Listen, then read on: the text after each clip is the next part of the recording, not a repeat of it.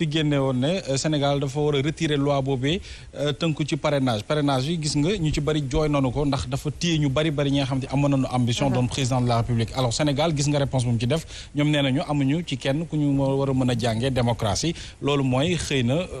ànduñu ci dogalu Cour de justice bu CEDEAO ban jàngat nga ci am. en tout cas moi je veux dire que Sénégal moom pour man dafa bokk CEDEAO di fa cotiser di fa yabal ay député bokk ca Cour de justice ba di fa fay ay avocat ak ñeneen te amalu ko benn intérêt loolu c'est de l'argent perdu. yow as-tu vu une seule fois que le Sénégal a respecté benn décision bu Cour de justice de la CEDEAO sinon il allait revoir le procès de Karim Wade ak yeneen ak yeneen. Aujourd'hui on nous parle que Assane Diouf gagne à la CEDEAO ci nuñ koy waxeeti gouvernement du Sénégal léegi mu sax bu xëccoo bu demee foofu mooy gañe ndax CEDEAO xam nañ ni ñii teguñu leen fenn te pourtant mën nañoo génn rek man autant ma génn au lieu may parce que foofu amul y a rien gratuit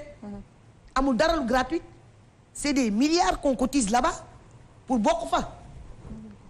boo demee nag ba nga xamante ne yow yaa ne Cour de justice de la CEDEAO yow bokk nga si ñi nga xamante ne wóolu nga leen bokk nga si seen yëf ñu li la jox ay ordonnance nga ne yow doo ko respecter ça veut dire largement et suffisamment autant ma wañ cee bokk. d'accord voilà nee naa effectivement non am nga ci droit de commenter. Fatima mais maman par rapport ak situation wu Karim Wade tey jii est-ce que da nga xam loo xamante ne peut-être xamuñu ko nga war ñu ko mën a baaxee gis nañ ne wax nañu revoir li nga xamante ne moom moo di procès tey jii taxaw nga wax nga ne par force dafay bokk ci élection yi ñu dëgmal est-ce que mën nañu njort ne Karim Wade dafay ñibbi si Sénégal. fu mu dëkk daa dëkk Mali. waaye gis nañ situation bi muy génn Sénégal ni mu génnee. Sénégal dina fi duggaat bëccëg la fiy dugg wàcc aéroport Diass bee ñu teeroo ko aéroport Diass ba kër baayam gi ci les dents de la mer waaw jaar ak moom fii ci ni ñu koy waxee permanence su PDS bii jóge fa nañ defoon baayam gungewaat ko ba ca dents de la mer teg ko fa noonu lay demee parce que c'est un sénégalais bon teint ñun ñii dañoo immigré ji woon sonn fa xoslu fa dañoo ñibbisi. mais situation yi bokkul woon parce que moom gis nañ ne dafa nekkoon ci prison ba pare ba génn gis nañ affaire yi ni mu gaawee ba mu demee ni mu génnee dem fële nga xamante ne moom moo di Qatar ba mu nekk. damaa jàpp ni Karim Wade nit ku am kilifa la. dama ko jàpp. Karim Wade n'eût été l'intervention de Serigne Sidi Mokhtar. xam naa ni ku pistolet yooyu lañ koy dóor mu wadd ci aéroport mais ku gëm yàlla la. ba pare ku gëm sëriñam la Cheikh Sidi Mokhtar sëriñ Moustapha ku gunge ba ci biir avion bi dugal ni ko dugal di nga dellu si ci jàmm te li nga bëgg yàlla dina ko def ci jàmm kon jàpp nañ ni ñun dey gëm nañ am nañ yàqiin ci ne li ma la wax fii yépp nag xawma loo xamul dencuma loo dencul damaa am yàqiin ci ni wax joojee maa ngi koy sàmm di ko topp ba nëgëni. d'accord. C'est important alors honorable ñu wax très rapidement si affaire Ousmane Sonko laata ñuy ñëw ci président de la République discours am bu 1er mai affaire Ousmane Sonko peut-être bi mu amee ba léegi toogoo ñun si suñu plateau pour wax ci ñu gisoon lool sa taxawaay au sein de l'hémicycle ñu bëri nag jàppoon ne que loolu complot la honorable yow naka nga ko jàngatee ak également taxawaayu Assemblée nationale naka nga ko analyser. lépp complot la. dégg nga wax tontu bu gàtt laa lay wax lépp complot la. loolu nga nee naa la léegi intention de nuire complot la xam nga boo gisee tey recul bi am ak tekk ji am ban bopp la ñuy jàpp ci jaan ji rek moom la ñuy seet xamatuñ fu ñu koy jàpp ndax léegi au vu et au su de tout le monde sénégalais yi xam nañ ni décrypté nañ li fi xew xam nañ ni c'est le plus grand complot du siècle après celui des 1000 milliards yi ñu jiñ Karim Meïssa Wade moo doon li nga xam ne mooy waa ji commencé naa sa xilaaf waa ji nag da leen a sonal de. kan Sonko. waaw da leen a sonal waxoon naa ko. melul ni Karim ak Khalifa Sall. non xam nga problème bi nekkul Karim du député. maanaam ci sonal gi. sonal gi may wax Karim du député attends dama lay expliquer fu xam nga li tax ma lay wax daf leen sonal dama xam. Ousmane Sonko bàyyi woon na ñëw assemblée. ci jëmm te moo ma ko wax. xam nga lu mu daan def bu yeewoo suba teel toog ci bureau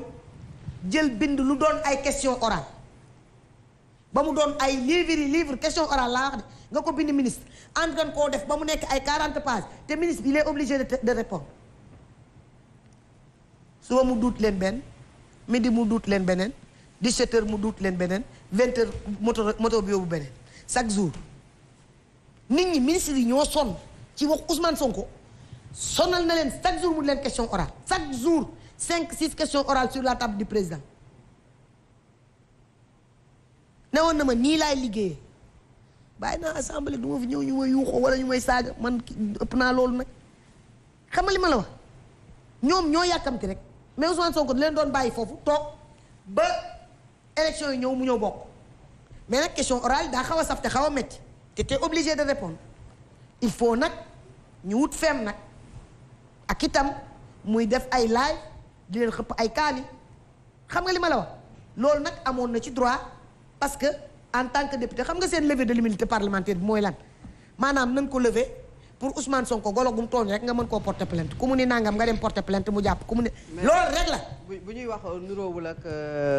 Karim nuroowul ak Khalifa Sall moom mooy est-ce que du détermination bi mu àndal ñële amuñu ko woon bu fekkee yow jàpp nga ne complot moom moo dal ñële moo ko dal complot bu dal ñee yóbbu na leen peut-être ci kaso bi moom li ci am lépp gis nañu ko est-ce que du détermination moom ak ñi nga xamante ne ñoom la àndal te ñu ànd ak moom ci combat bi loolu ngeen amul woon yéen comparaison n'est pas raison Fatou Abdou comparaison n'est pas raison Fatou Abdou Ousmane Sonko mu ngi hémicycle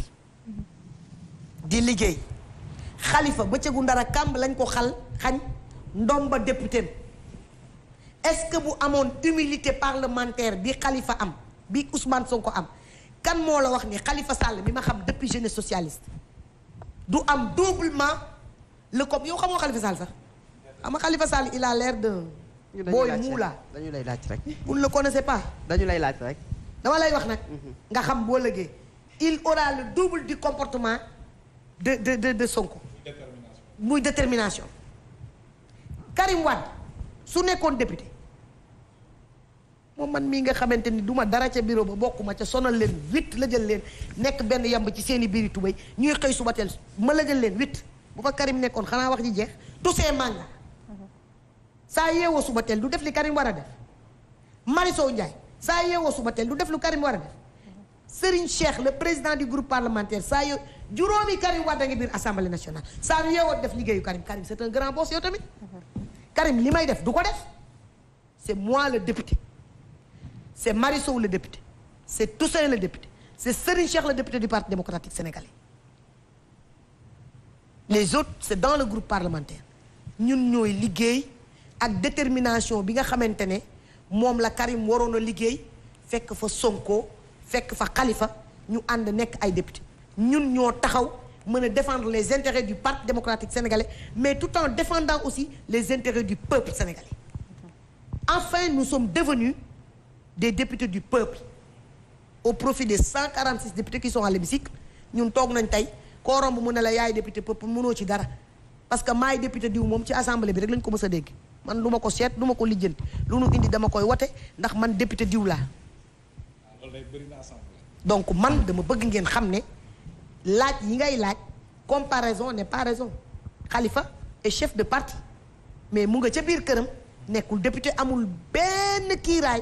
boo xamante ne wala mu am possibilité li ma lay wax ni Ousmane daf koy def Khalifa mënu ko def parce que il n'est pas député mais autant il était député honorable Khalifa Sall bi ñu koy jàpp dañoo tekki manaanu kiiraayam daal